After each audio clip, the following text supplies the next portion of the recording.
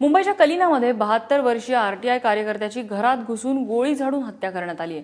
ही हत्या भूमाफियानं केली असल्याचा संशय व्यक्त केला जातोय। सकाळी 9:30 वाजता आरटीआय कार्यकर्ते भूपेंद्र वीरा यांच्या राहत्या घरी घुसून त्यांच्यावर गोळीबार झाला। हत्येचं कारण अद्याप अस्पष्ट असून मारेकऱ्यांना तातडीनं अटक करण्यात यावी अशी मागणी कलिनामधल्या रहिवाशांनी केली आहे। दरम्यान या विरोधात कलिना पोलीस स्टेशनमध्ये गुन्हा दाखल करण्यात आलेला असून अद्याप या प्रकरणी कोणालाही अटक करण्यात आलेली नाहीये।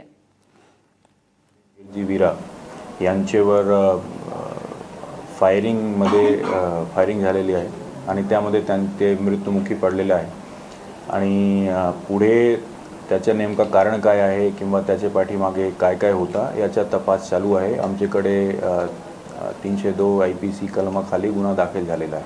सध्या आमचा तपास आहे ते प्रायमरी स्टेजवर आहे। याच्यावर लवकर आपल्याला जेव्हा माहिती मिळेल तेव्हा आपल्याला सांगेल।